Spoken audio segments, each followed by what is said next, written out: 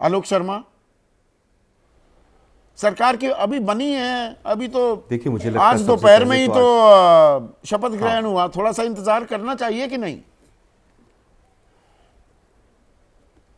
बिल्कुल, मैं समझता हूं कि आज सबसे पहले तो पूरे मंत्रिमंडल को बधाई, भारतीय जनता पार्टी को, एनडीए को भी बधाई कि दिल्ली में 1993 के बाद लगभग 32 साल के बाद दिल्ली की जनता ने इनके ऊपर भरोसा किया है और उम्मीद करते हैं कि जो दुर्दशा आम आदमी पार्टी ने दिल्ली की है, दिल्ली उससे बेहतर अवस्था में ये लोग लेकर जाएंगे। अब बात आती है कि आज आपके जो दो विषय हैं, महिलाओं का उद्धार और चुनौतियां, यही दो विषय आज आप लेकर चले हैं। तो महिलाओं के उद्धार में सबसे बड़ा जो विषय है वो 2500 रुपये और 10 रुपये और 20 रुपये नहीं है, वो है लॉ एंड ऑर्डर की सिचुएशन। आज दिल्ली के अंदर 6 से 7 रेप पर डे हैं। तो बीजेपी का 10 साल का जो ट्रैक रिकॉर्ड है वो तो अभी तक महिलाओं के उद्धार के मामले में बिल्कुल भी किसी भी तरह से संतोषजनक नहीं है। उसके बाद दूसरी चीज़ जो महिलाओं के लिए है कि कितनी एनीमिक महिलाएं हैं, किस तरह से उनका भरण पोषण हो सकता है, उसके लिए राशन कार्ड बनते हैं और राशन कार्ड बनाने के लिए सेंसस कराना पड़ता है। ये सरकार इतनी निकम्मी है जो केंद्र में बैठी है, अभी तक सेंसस नहीं करा पाई है। वृद्धावस्था पेंशन कैसे दे देंगे बिना सेंसस के? सेंसस नहीं होगा तो कैसे पता चलेगा कौन 60 साल का है? सेंसस नहीं होगा तो कैसे पता चलेगा कौन विकलांग है? तो एक दर्शक है हमारे, आलोक बीच में रोक रहा हूं, बीएल सोनी कोटावासी हैं, वो कह रहे हैं बीजेपी का यही फॉर्मूला है कि काम करो या ना करो, बस हल्ला खूब करो, यमुना आरती इसका उदाहरण है। मैं इसी से शुरू कर देता हूं संदीप भाई। यमुना आरती की बात कर रहे हैं। 52 किलोमीटर यमुना दिल्ली को छूती है और वही 52 किलोमीटर उत्तर प्रदेश को भी छूती है और उसके बाद हरियाणा को भी छूती है। तो क्या 52 किलोमीटर जो उत्तर प्रदेश से नाले गिरते हैं उसमें से किसी में एक में सीवरेज ट्रीटमेंट प्लांट लगा था क्या? बनारस में भी आरती होती है और सैकड़ों बरसों से होती है।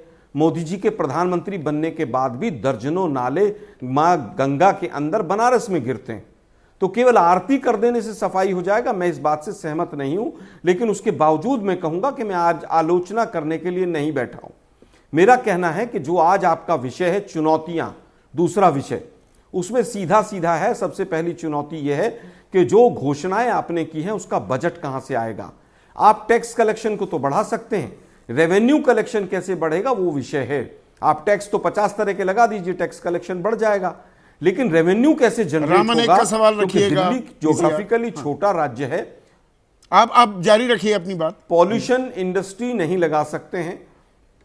दूसरी चीज, बजट अगर इतनी सारी घोषणाएं हो गई तो बजट तो 2.5 गुना 3 गुना होगा, लेकिन उनको उससे भी कोई मतलब नहीं है। नहीं, अब इसी में दिल्लीवासी हैं आलोक, दिल्लीवासी हैं रामनेक राय। देखिए दिल्लीवासी भी अब जो वादे किए गए हैं उनकी तफसील में जा रहे हैं। विजय जी, होली 15 मार्च को है, तो क्या इस बार हमारा सिलेंडर फ्री आएगा या इसे भी हम जुमला समझकर भूल जाएं? अब लोग गिनने लगे हैं कि भाई होली और दीपावली में फ्री और 500 रुपए में भी देना था, बाकी तो 500 रुपए में मिलना है। थोड़ी सी पूरी कर लूं? हाँ प्लीज संदीप भाई, मैं थोड़ी सी बात पूरी कर लेता हूं। यमुना का पॉल्यूशन बहुत बड़ा विषय है, यमुना मैया का उद्धार होना चाहिए, लेकिन उससे ज्यादा खतरनाक एयर पॉल्यूशन है दिल्ली के अंदर। एयर पॉल्यूशन की कोई बात नहीं कर रहा, एक एक महीना स्कूल बंद करने पड़ रहे हैं, वो बड़ी चुनौती है। लॉ एंड ऑर्डर उससे भी बड़ी चुनौती है। यमुना मैया बिल्कुल पूरी तरह से दिक्कत में है, वो ठीक होनी चाहिए। और इनसे भी कहीं ज्यादा ट्रैफिक जाम की एक समस्या बहुत बड़ी है, जिसके ऊपर अभी तक पूरी तरह से नियंत्रण ट्रैफिक के ऊपर केंद्र सरकार का था। अभी तक का जो इनका ट्रैक रिकॉर्ड है वो पूरी तरह से नाकाबिल और पूरी तरह से वो नाकाफी रहा है। अब बात आती है कि रेवड़ी कल्चर या कुछ जो आप मुझसे सवाल पूछेंगे, मैं समझता हूं कि गुजरात ने तो कभी रेवड़ियां नहीं बांटी होंगी। 9,000 करोड़ का कर्जा था जिस दिन मोदी जी सीएम बने, और जिस दिन मोदी जी छोड़कर आए या आज की तारीख में देखें तो लगभग 5 लाख करोड़ का कर्जा है। ये शर्मा साहब, राजेश जी बड़ी बड़ी बातें तो कर रहे थे, ये नहीं बता रहे कि देश के ऊपर 5 गुना कर्जा बढ़ गया है। आपने जीएसटी, दूध, मही, दक्कन, छाछ सब पर लगा दी, सरकारों का भी तो जिक्र कर लीजिए। कर्नाटक की बात हो या हिमाचल की, हिमाचल में आप अपने कर्मचारियों को वक्त पर सैलरी तो दे नहीं पा रहे हैं। मैं वापस आता हूं उस पर, दोनों चीजों पर। देखिए, हिमाचल में पिछले 2 साल में 2 बड़ी आपदाएं आई हैं और उसके अंदर केंद्र सरकार ने कोई सहयोग नहीं किया है। यहां तक कि डिजास्टर मैनेजमेंट का फंड तक केंद्र सरकार दाब के बैठी हुई है, लगभग 250-300 करोड़ रुपया है। दूसरा यह है कि हिमाचल टूरिज्म और तमाम चीजों के ऊपर निर्भर रहता है। हमने फिर भी जो महिलाओं के लिए वायदे किए थे वो भी पूरे कर रहे हैं। और डीके शिव कुमार जी ने एक आशंका जरूर जताई थी कि जो लोग अफोर्ड कर सकते हैं, अगर वो छोड़ना चाहें तो अच्छा रहेगा। उन्होंने उसको बंद नहीं किया है। हर महिला आज भी फ्री ट्रेवल कर रही है कर्नाटक में। हम जो वायदे करते हैं उनको पूरा करते हैं। आप जो वादे करते हैं पूरा करते हैं। हर कोई ये दावा कर रहा है। देखिए, जनता बड़ी समझदार है। वो राम अनेक राय का मैं सवाल आपसे एक लास्ट कमेंट उस पर चाहूंगा कि भाई 15 मार्च आ गई, होली है, देंगे जो भी वादे किए हैं सब चीजें क्लियर करेंगे। कोई चीज ऐसी है नहीं। सिर्फ 23 दिन बाद और होली के दिन, उससे अगले दिन आपको मैं जरूर आमंत्रित करूंगा कार्यक्रम पर मैं 16 मार्च को पहले से ही न्योता है और इस बारे में हम चर्चा करेंगे। अभी इनकी एक चीज का जवाब दूं। अभी आम आदमी पार्टी वाले कह रहे थे कि हम लोगों ने यहाँ पे रेवेन्यू बढ़ाया, सरप्लस शुरू से रहा है सर।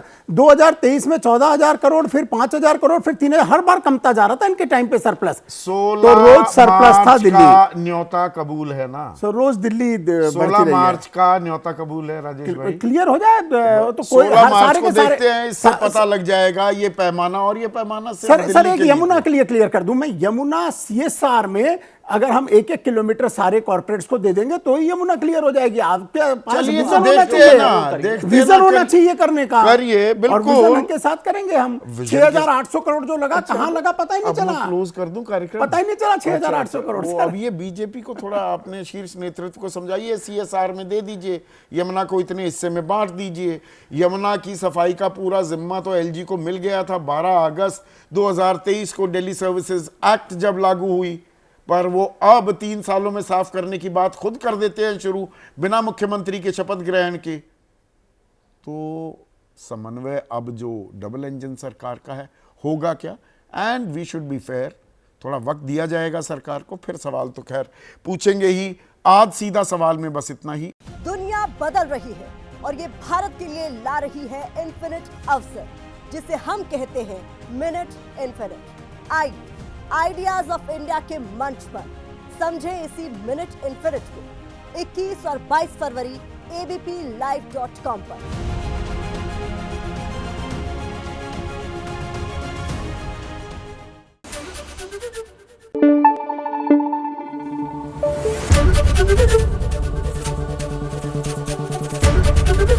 एबीपी न्यूज आपको रखे आगे।